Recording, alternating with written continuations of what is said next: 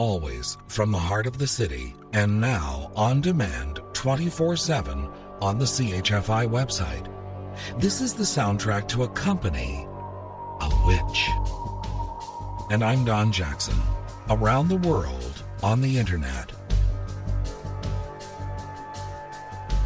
In one of my many sources for Halloween lore, it said that Halloween, a junction night between seasons when witches set spells, was a turning point in the year.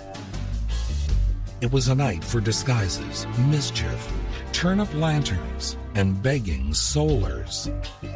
Bonfires blazed at first to drive away witches, later, under Christianity, to light souls from purgatory.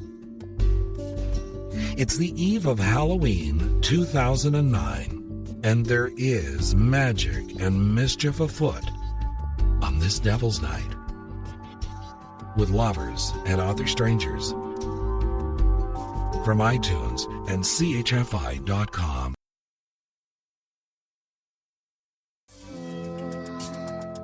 Lights to Drive My Soul, and the Eagles and a Witchy Woman. And I'm Don Jackson with Lovers and Other Strangers from iTunes and CHFI.com. This is called Halloween. It was written by Catherine S. Gibson and featured in Good Reading, as well as the Farmer's Almanac for 1990, edited by Ray Geiger. Gibson writes, "When the ghosts walk by and you count 13, and the big black cats are long and lean, and the witches go for a nightly ride astride their broomsticks, side by side. When you see the friendly pumpkin man, who always laughs as hard as he can, and the owls in the trees and the owlets too begin their wailing, hoo-hoo, hoo. When the goblins stalk and the doorbells peal and the grown-ups shudder and children squeal. When the moon rides high and the winds are keen, then everyone knows it's Halloween."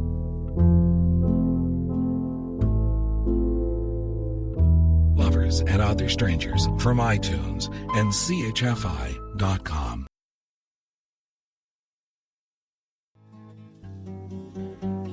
Gordon Lightfoot, If You Could Read My Mind, Sting and Fragile, and Van Morrison's Moondance. I'm Don Jackson with Lovers and Other Strangers from iTunes and CHFI.com. For the ballads of the hour, a few excerpts from Witches by Erica Jong, published in 1981 by Harry N. Abrams in New York and Prentice Hall here in Canada. Now, I never read this book, but I did read these few short excerpts in a very old issue of the Reader's Digest. She presents a very interesting viewpoint. The author writes, and I quote, "You know her. She beckons you with one crooked finger. In the other hand, she holds a poisoned apple.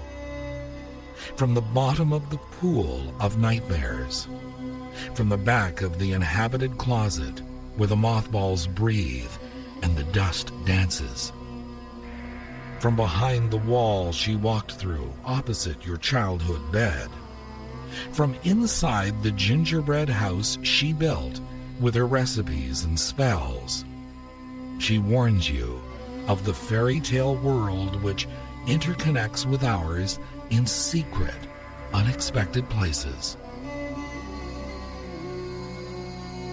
Unwittingly, you fall in.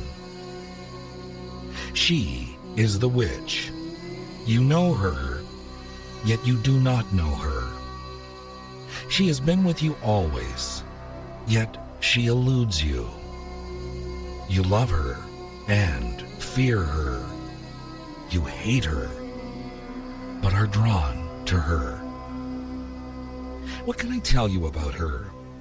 She is more beautiful and uglier than you dream. She is a chimera, yet she is real. She controls love, death, fertility, and the weather. But she will not share her power with you for less than the pledge of your life. She is the witch. You wish you were she. Except when the time comes for burning. Unquote. Some excerpts from one author's rather interesting take on the witch this hour with Lovers and Other Strangers from iTunes and CHFI.com.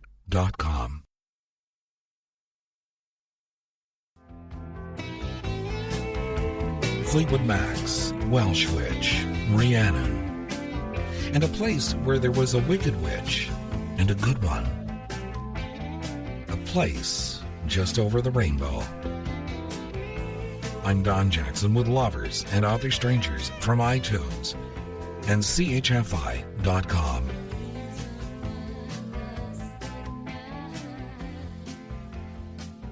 My daughter went to Stratford this year with her high school class and saw Macbeth and enjoyed a contemporary interpretation of this classic tale, including a modern-day vision of the witches. She really enjoyed it. On what is traditionally referred to as Devil's Night, when the tricks of Halloween are usually played.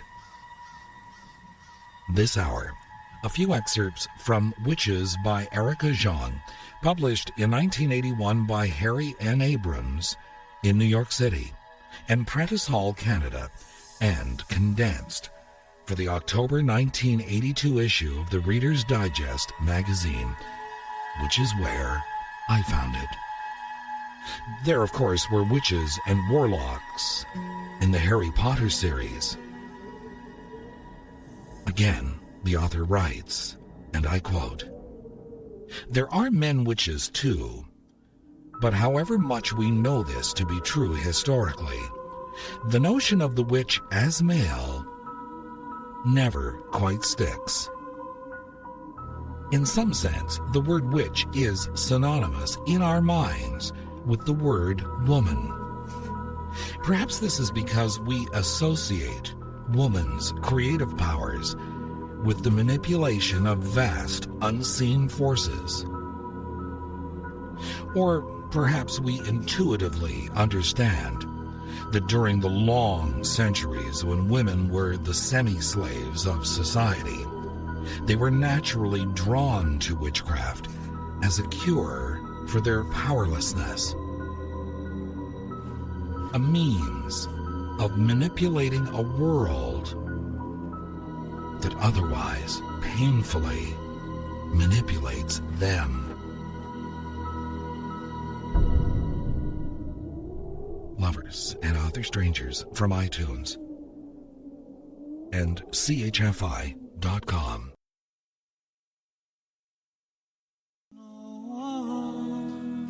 Chris Isaak with A Wicked Game, and Michael Murphey and Wildfire.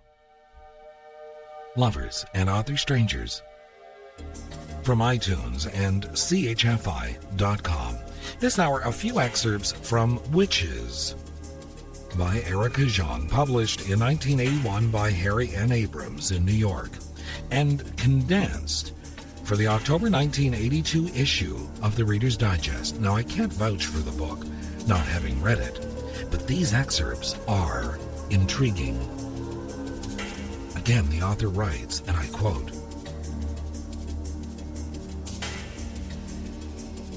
"The witch is either exceedingly beautiful or horribly ugly, bewitching in her physical graces, or terrifyingly hideous. In either case, she menaces men, for her beauty both blinds and binds." The contemporary notion that the witch is hideous and old, with a jutting chin, and a nose shaped like a scythe, is mythically revealing but inaccurate as far as historical records go. How did the witch come to take on these attributes? Was she really a poisoner, a healer, a maker of love filters, or merely a deranged old woman muttering to her jasper-eyed cat? Did she create the danger you feel?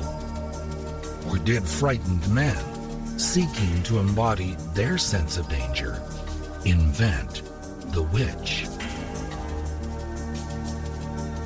Unquote. An interesting commentary on what may have been part of the truth from the past. Lovers and Other Strangers from iTunes and CHFI.com.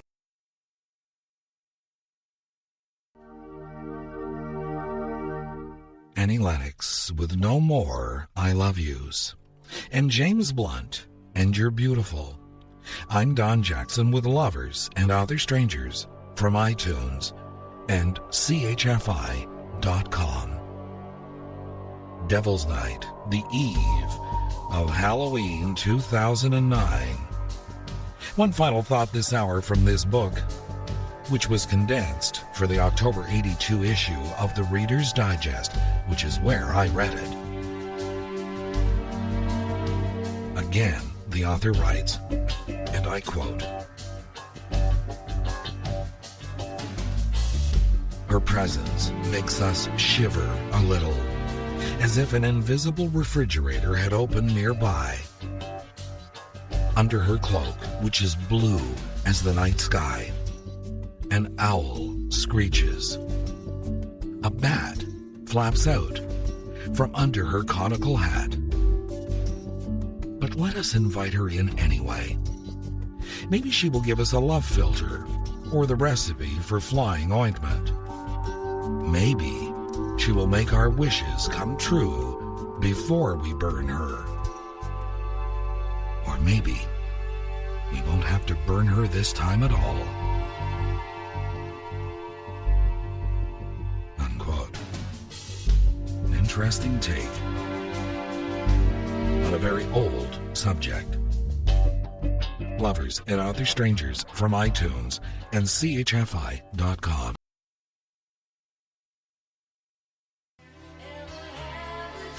Good night, sweet dreams. I'm Don Jackson.